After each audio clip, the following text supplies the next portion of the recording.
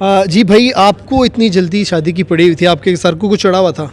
नहीं, बस शादी करना हर मुसलमान का हक है। जी जी। तो मैंने भी सोचा कि शादी करूं, बच्चे तो पैदा आपने करूं। इतना सारा बिस्मिल्लाहिर्रहमानिर्रहीम, अस्सलाम वालेकुम। मेरा नाम है अली खान और आप देख रहे हैं आपका अपना चैनल मुसलमान पाकिस्तान। मैं इस टाइम फैमिली कोर्ट के अंदर मौजूद हूँ। मेरे साथ यहाँ पे दूल्हे मियाँ हैं और यहाँ एक फाजिल वकील भी मेरे साथ मौजूद है, अली अरशद साहब। तो आज की वीडियो बनाने का मकसद ये है कि गवर्नमेंट में ये जो रूल चेंज किया हुआ है कि आप पहली बीवी की मर्ज़ी के बगैर दूसरी शादी नहीं कर सकते, इसके लिए मर्दों को बहुत सारी प्रॉब्लम्स का सामना करना पड़ रहा है। ये भाई जो मेरे साथ मौजूद हैं, इनकी भी रिसेंटली शादी हुई है।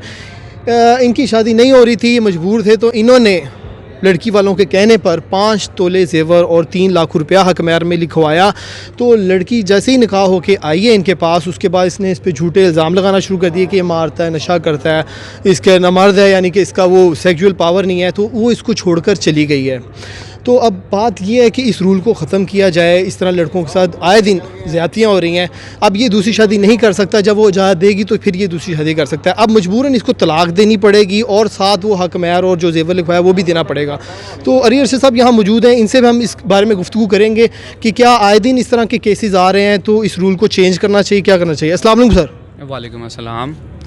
सर क्या हाल आपका? ठीक ठाक, आप सुनाएं। सर आपने केस सुना इस भाई का, ये मजबूर आपके पास आया है, तो इसका क्या हल निकालते हैं आप? बात ये है कि धोखा किसी भी सूरत में धोखा ही होता है और कानून धोखे के साथ किसी ना किसी तरह से निपटता ज़रूर है। आपने जो बात की कि जिस सेक्शन की आपने बात की है कि आपको दूसरी बीवी की इजाज़त लेनी होती है, मैंने बहुत से वकला के बहुत से इंटरव्यू सुने और मैंने उनकी ज़ुबानी ये भी सुना कि दूसरी शादी करने के लिए पहली बीवी की इजाज़त लेना ज़रूरी है।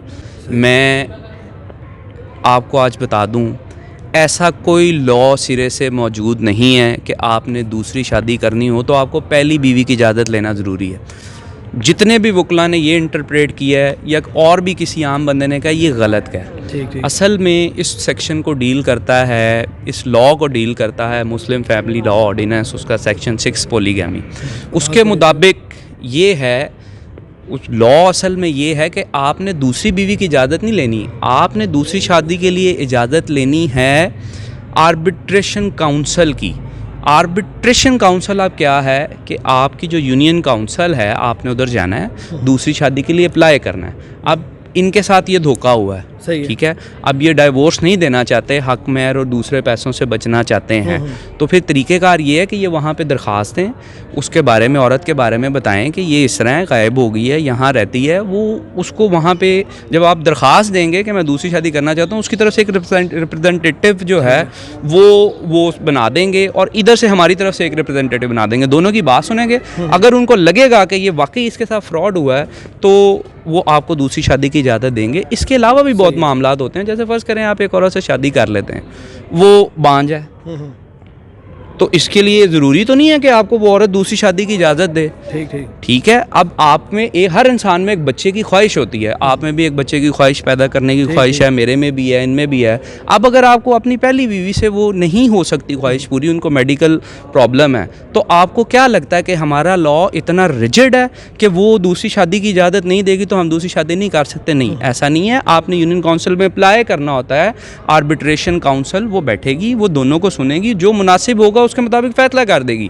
इसके अलावा और भी बहुत सी ऐसी चीज़ें हैं कि जहाँ पे आपको इजाज़त मिलेगी। जैसे बीवी आपके हक हकूक़ अदा नहीं करती, आप हक हकूक़ अदा कर रहे हैं, आपकी बीवी नहीं कर रही है, आपका जेन्युइन मैटर होगा, आपको मिलेगी।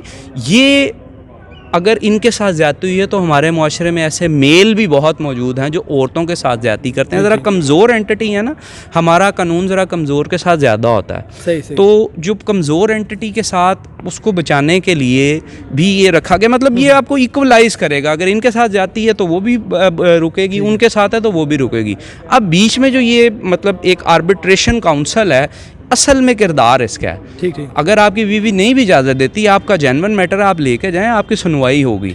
आप अगर कहते हैं सपोज कि वो मतलब यूनियन काउंसिल में मोस्टली लोग अप्रोच हो जाते हैं। ऐसा तो नहीं होता कि यूनियन काउंसिल भी जो है वो उनके साथ ही मिल जाए, क्योंकि उसके पास पैसे। मैं उसी तरफ आ रहा था कि अगर आप ये कहते हैं कि वो अप्रोच हो जाते हैं, वो साथ दे रहे हैं, चलो लड़की वाले स्ट्रॉन्ग हैं या लड़के वाले स्ट्रॉन्ग हैं, उसके बाद फिर ऊपर उन्होंने फर्दर आगे भी प्रोसेस बताया कि आप कलेक्टर के पास जाते हैं जिसका जो है डिसीजन फाइनल होगा। अगर अगर आप ज़ाहिरी कलेक्टर भी आप समझते हैं कि वो भी अप्रोचेबल है, क्योंकि बाज़ ऐसी फैमिलीज़ होती हैं, देन उसके बाद फिर रेट्स हैं, कोर्ट्स अवेलेबल हैं, आपका जो जेन्युइन मैटर है उसका मुदावा होगा। इनके साथ उसने ज़्यादती की है, इनकी एप्लीकेशन, इनका क्रिमिनल कार्रवाई भी हो सकती है, ठीक। और ये नहीं है तो इनके खिलाफ family Muslim family law ordinance में भी उसके खिलाफ कार्रवाई हो सकती है, ये चीज़ें वापस मांग सकते हैं। तो अभी जो परेशान इतना हुआ है कि मुझे पैसे देने पड़ेंगे और मुझे जेवर देना पड़ेगा, तो उसका क्या हल है? इसको ऐसा करना तो नहीं पड़ेगा? असल में बच जाएगा ये? असल इसको में मसला तो नहीं होगा? असल में बात यही है कि कोई भी चीज़ लेने से पहले ना हर इंसान को उसकी तहकीक करनी चाहिए।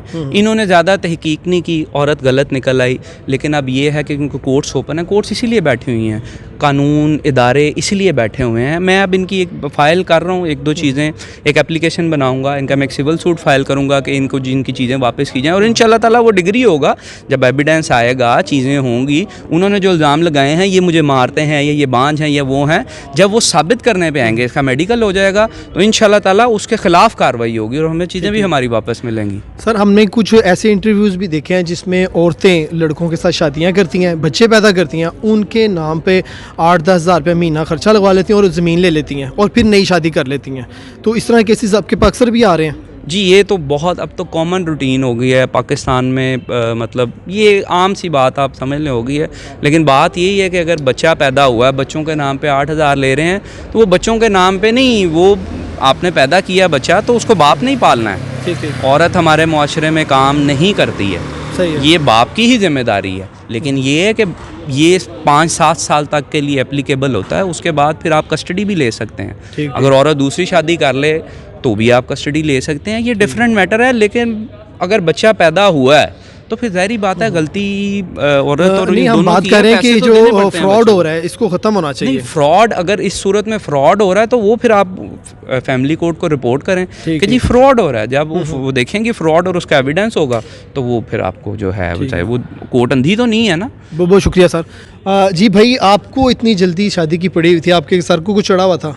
नहीं, बस शादी करना हर मुसलमान का हक है, जी जी। तो मैंने भी सोचा कि शादी करूं, बच्चे तो पैदा करूं। आपने इतना अपनी सारा ज़िंदगी कुछ को- लिखवा दिया, यानी कि 5 तोले जेवर की इस टाइम कीमत जो है 6-7 लाख रुपये आई हुई है और 3 लाख रुपये आपने उसको हक महर भी लिखवा दिया।